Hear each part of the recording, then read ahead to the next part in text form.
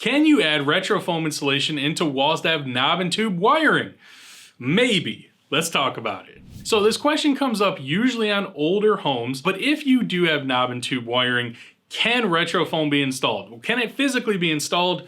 Yes, it can. Should it be installed? That conversation really needs to take place between you, your contractor, and your local code official or your inspector. If it is allowed, the install is essentially the same as any other type of install. Whether you have vinyl, aluminum, brick, whatever the case, the foam is injected all the same. But let's bounce back for just 1 second because, again, should it be done? There are safety concerns. Obviously, this is a very old way of wiring homes, and if wiring is knocked out of the tubes or tubes are damaged, can live wires come in contact with other building materials that could be hazardous? Yes, that's possible. So again, be aware of those things. Make sure you have a very detailed conversation with both your contractor and your local inspector to make sure, one, the inspector is okay with it, it's allowed, and you guys are on the same page as far as the install and how it will be done. They may want to ask questions before, and the inspector may want to come out afterwards just to check on everything and make sure nothing seems out of line, or they may ask an electrician to come out as well. Be aware you should ask more questions. But if you're wondering, can this physically be done?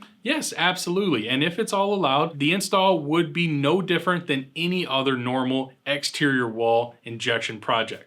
So if you find yourself in this situation and you're looking to have injection foam put in those walls, then go to our link below to our Find a Dealer page where you can meet your local RetroFoam dealer today. This is the Professor of Foam reminding you that building is a science.